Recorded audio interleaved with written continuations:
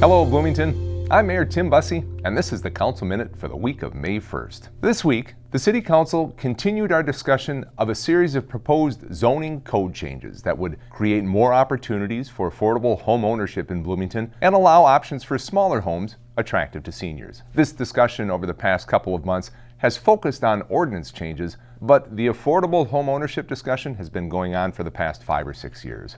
Back in 2019, the city adopted the Opportunity Housing Ordinance, and that ordinance created a set of tools that has driven incredible new investment of multifamily housing developments here in Bloomington. And that development has included housing units that are affordable for people who need it in our community. We've seen great success bringing more rental units to the market. At the same time, the City Council recognized that something needed to be done to ensure opportunities for affordable home ownership.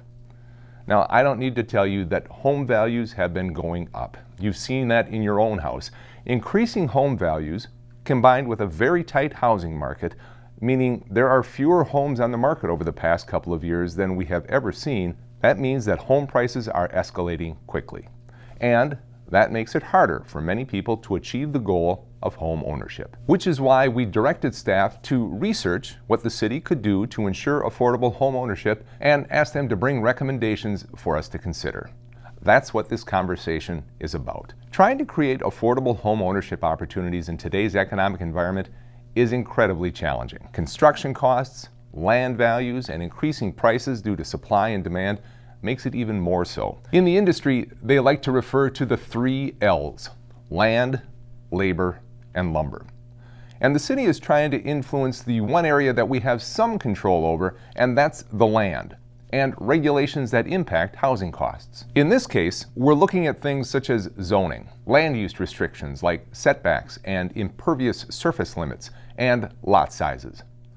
By providing flexibility in those areas, the city can impact the cost of new home construction. But that alone doesn't make home ownership affordable. Our city HRA, the Housing and Redevelopment Authority, works with nonprofits, land trust organizations, housing finance agencies, and other levels of government to bring resources into each project so that a family meeting income eligibility requirements can buy a home and give their family the opportunity to create generational wealth. It's the American dream, and it's becoming harder and harder for families to attain that dream. I'm going to say something here that may sound contradictory. The changes being discussed by the council are both significant and modest at the same time. They're significant in a couple of ways. First, it changes long-standing definitions for single-family and two-family residential lots in the city to create smaller minimum lot sizes. And the changes provide more buildable area on a lot, which will allow lots to be split in ways that weren't allowed before. Now, at the same time, these changes are modest because we don't expect there to be extreme changes in existing neighborhoods.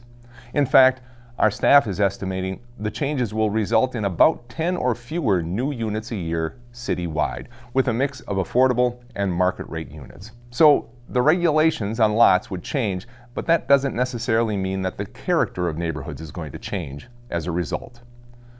So why would the council want to do it if it only means 10 or so new home ownership opportunities each year? Well, for those 10 families, it makes all the difference in the world. Our new strategic plan, Bloomington Tomorrow Together, has a core value that we will take risks, innovate, and try things that haven't been tried before, all in the name of cultivating an enduring and remarkable community where people want to be. We'll have one more public hearing on Monday, May 22nd on this issue. The council will consider 2 options, one that adopts all of the proposed changes and one that adopts some of the proposed changes. We haven't reached consensus on the council about the right or the best path forward yet, so tune in on May 22nd. In the end, I'm confident we will make progress in our efforts to make Bloomington a welcoming and inclusive community that provides equitable economic opportunity for all. Last week, City Manager Jamie Verbrugge and I had the opportunity to attend the first ever Cities Summit of the Americas. The Cities Summit was a gathering of leaders from across the entire Western Hemisphere with representatives of government, business, academia, youth, cultural organizations, and Indigenous and underrepresented groups. The plenary sessions, roundtable discussions, and the expert panels covered an inspiring range of topics that were relevant to Bloomington and to cities across the Americas. Topics like connectivity and the role of cities in global leadership, building bridges through arts and culture, and green jobs and the skills needed to fill them. It really was a great conference. With more than 3,000 people attending the City Summit, we also took advantage of the gathering to promote Expo 2027. We know that mayors from smaller countries like the island nations of the Caribbean are much more likely to have a direct connection to their presidents or their prime ministers, and those are the people who will ultimately vote about the Expo. So we took the opportunity to talk to city and community leaders from Canada to Argentina about how the entire Western Hemisphere could benefit from an Expo focused on the theme of healthy people, healthy planet. We always mention that the U.S. hasn't hosted a World's Expo or a World's Fair since 1984 in the city of New Orleans. And some folks correctly point out that the New Orleans World's Fair went bankrupt. That's true. But the people who point that out typically overlook a couple of important details. First, the New Orleans Fair was held in the summer of 1984, at the same time as the Summer Olympics were underway in Los Angeles. You can guess where ticket sales, media attention, and private sponsorship dollars were focused. Second, just 2 years prior, in 1982, another World's Fair was held in Knoxville, Tennessee, just a couple of hours to the north. So between the competition with the Summer Olympics and a bit of World's Fair fatigue in the region, the New Orleans Fair never really built any momentum or an audience. Now the Minnesota Fair, or the Expo, won't be facing either of those challenges, and I firmly believe that the attendance projections of 13 million visitors and the estimates of a $2 billion economic impact on the region are not at all out of line. At the City Summit of the Americas, I had the opportunity to speak with Mitch Landrieu. Mr. Landrieu is the former mayor of the city of New Orleans and is now special assistant to President Biden. He shared a couple of things with me. First, he shared with me that President Biden is fully supportive of the Expo effort.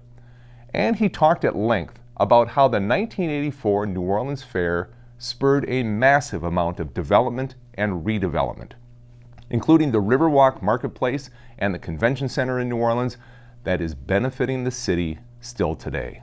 The impact of the Expo will be tremendous for our hospitality industry here in Bloomington, and that's good for all of Bloomington. But you've heard me say before, beyond the 93-day event, this effort is a long-term economic development opportunity that could be transformative for Bloomington and for the entire Twin Cities region. I think the economic development success in New Orleans, born from an Expo nearly 40 years ago, bears that out. And again, to be very clear, the Minnesota Expo effort is not a City of Bloomington effort. Minnesota Expo 2027 is a 501c3 nonprofit entity with its own leadership, its own board of directors, and its own fundraising apparatus. The Expo will be funded through a public-private partnership, a combination of public dollars, private sponsorships, and event revenue. The taxpayers of the City of Bloomington are not at risk. If you hear someone saying otherwise, that's incorrect information. And finally today, National Small Business Week is April 30th through May 6th. And according to the United States Census, there are more than 38,000 small businesses with under 100 employees in Hennepin County, representing more than 96% of all firms with paid employees in Hennepin County. I encourage all residents, go support local businesses that create jobs, they boost the local economy, and make our communities vibrant and livable. Support small businesses and merchants not only during National Small Business Week, but throughout the entire year. That will do it for this week's Council Minute. Thanks very much for joining me today. Until next time, stay safe, Bloomington.